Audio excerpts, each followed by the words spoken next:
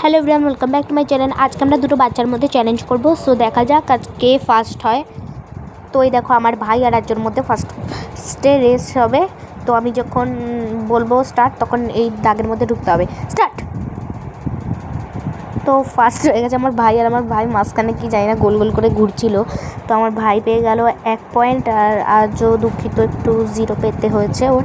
এবার হবে জাম্পিং, এবারে লাফাতে হবে। তো চলো দেখা যাক। 3, 2, 1 বাসি বাজালাম, ইয়ে। আমার ভাই আবারও ফার্স্ট হয়ে গেছে 1 পয়েন্ট, আর আজও আউট অফ 0। তো এবার হবে চটি পরে দৌড়ানো, দেখি কে ফার্স্ট হয়।